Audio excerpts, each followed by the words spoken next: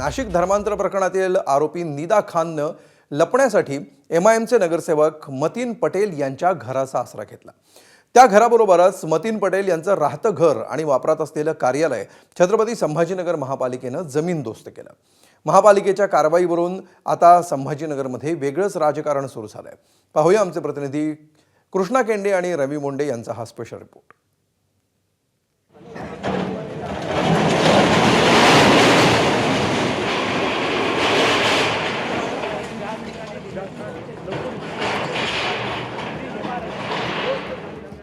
Bulldozer आहे छत्रपती संभाजीनगर महापालिकेचा।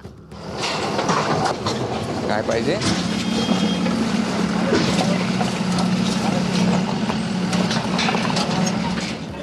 घर आहे MIMचे नगरसेवक मतीन पटेलांचं।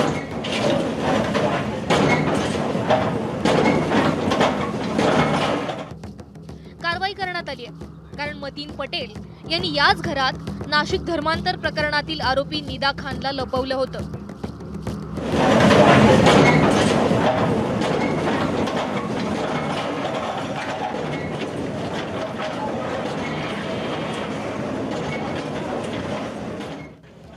कैसर पार्क परिसरातील या घराबरोबरच नगरसेवक मतीन पटेल यांचं बिस्मिल्ला कॉलन नारेगाव इथलं राहतं घर आणि कार्यालयावर देखील महापालिकेचा हातोडा पडलाय।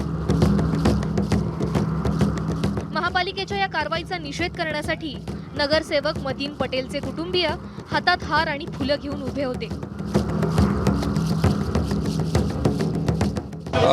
मतीन पटेलच्या घरच्यांच्या वतीनं अशा पद्धतीचं स्वागत या ठिकाणी केलं जातं आहे। कारवाईसाठी आलेल्या लोकांचं हातात एक संविधान या ठिकाणी आहे आणि हार घेऊन या ठिकाणी आलेले आहेत आणि हे कारवाई जे करण्यासाठी लोक आलेले आहेत त्यांचं स्वागत या ठिकाणी फुलं टाकून देखील केलं जातं आहे। मतीनच्या वतीनं हे सगळं स्वागत केलं जातं आहे आणि त्यांचं म्हणणं नेमकं काय आहे हे आपण ऐकून घेणार आहोत। जब लेना था उनको बनाते टाइम में तो रिश्वत लेके खामोश बैठ गए उन्होंने, लेकिन तोड़ते टाइम में सब आए, इसलिए हम उनका स्वागत कर रहे। जब रोकना चाहिए था उन लोग को। पाडापाडी करण्यासाठी अशा पद्धतीचं पहिल्यांदाच या ठिकाणी घडत असेल।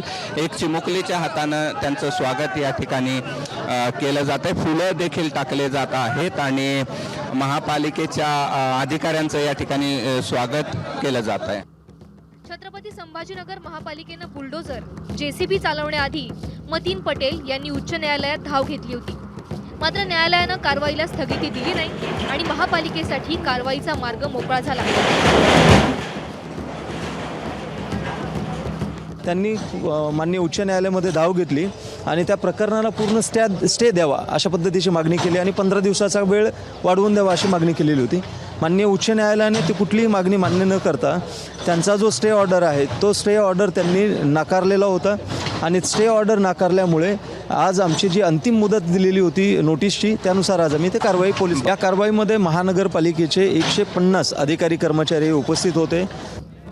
सकाळी महापालिकेकडून कारवाई होण्याआधी MIMचे प्रदेशाध्यक्ष इम्तियाज जलील रात्रीच घटनास्थळी दाखल झाले।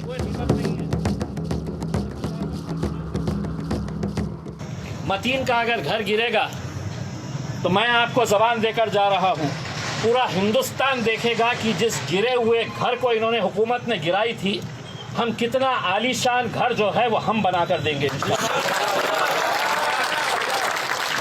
हिंदुस्तान देखेगा। आता इम्तियाज जलील यांचं हे भाषण शिवसेनेचे नेते आणि सामाजिक न्याय मंत्री संजय शिरसाट यांच्या कानापर्यंत पोहोचलं। जलील यांचे शब्द ऐकल्यानंतर शिरसाट यांनी त्यांना अर्बन टेररिस्टच्या पंक्तीत बसवलंय। या देशामध्ये जे आज ये गुंडा राज पासून जे लोक त्रस्त झालेले आहे, हैरान झालेले आहे, हे सगळ्यांची जबाबदारी आहे। लोकांनी कॉन्ट्रीब्यूट करेल, आम्ही कॉन्ट्रीब्यूट करणार, आम्ही स्वतः कॉन्ट्रीब्यूट करणार आहे। ज्यांच्याकडे 10 रुपये आहे तर 10 रुपये कॉन्ट्रीब्यूट करतील, कारण सरकारला आम्हाला एक मेसेज द्यायचा आहे की तुम्ही या गुंडागर्दी करून एक घर पाडू शकता। घर बांधण्याची ताकद हिम्मत आमच्यामध्ये आहे। निदा खान प्रकरणामध्ये तुझा संबंध नाही म्हणून जाहीर कर। तुम्हारा बाप आहे असं म्हणतोस तू, कुणाचा बाप होतोस रे तू? एवढी मस्ती तुझ्यात कसली? अर्बन टेररिस्ट आहेस तू। तो तुझा जो टोपीवाला दाढीवाला आहे ना तो निजाम, त्यालाही सांग हा महाराष्ट्र आहे, मस्ती चालणार नाही. दरम्यान MIM नगरसेवक मतीन पटेल यांच्या घरावर आणि कार्यालयावर हातोडा पडल्यानंतर भाजप नेत्यांनी कारवाईचं स्वागत केलंय.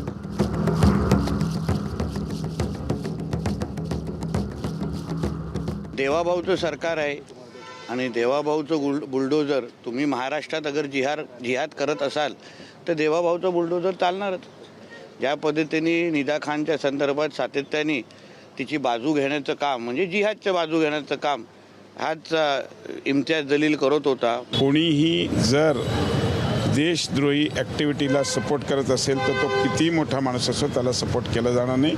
आणि मतींवर जी कारवाई छत्रपती संभाजीनगर आमच्या गावात आहे, कालच आम्ही सर्व लोकप्रतिनिधींनी महापौर आणि स्टँडिंग कमिटी चेअरमॅन, कमिशनर यांच्याशी चर्चा करून त्यांना सांगितलं याच्यात कडक कारवाई झाली पाहिजे. आणि मला आनंद आहे की काल जो निर्णय घेतला होता आज सकाळी तो इम्प्लिमेंट झाला. घाई का होती की 24 तासही थांबले नाही. रात्री 3 वाजता महानगरपालिकेने फक्त काही राजनैतिक नेत्यांच्या दबावाखाली पोलिसांना, प्रशासन सगळं 3 वाजता जमा झाले आणि 5:30-6 वाजता आपली कारवाई करून टाकली. का नॅशनल सिक्युरिटी थ्रेट होतं? म्हणजे आपल्याला फक्त हे दाखवायचं होतं ना की या देशामध्ये आम्ही न्याय व्यवस्थेलाही मानत नाही आहे, आम्ही काही नियम मानत नाही आहे, आम्ही सुप्रीम कोर्टाने दिलं असेल आम्हाला काही मान्य नाही आहे. घर आणि कार्यालय जमीनदोस्त झाल्यानंतर मतीन पटेल यांना नगरसेवक पदाची खुर्ची देखील गमवावी लागू शकते. छत्रपती संभाजीनगर महापालिकेनं नियमानुसार कारवाई केली आहे, यावर कुणाचंच दुमत नाही. मात्र निदा खाननं मतीन पटेल यांच्या घरी मुक्काम केला नसता तर महापालिकेनं बांधकाम अनधिकृत असूनही कोणतीच कारवाई केली नसती का? अनधिकृत बांधकामावर कारवाई होण्यासाठी मालकानं एखादा गुन्हा करणं किंवा त्याच्या घरी आरोपीनं वास्तव्य करणं गरजेचं आहे का, असा प्रश्न आता उपस्थित केला जातोय. कृष्णा केंडे, ABP माझा, छत्रपती संभाजीनगर.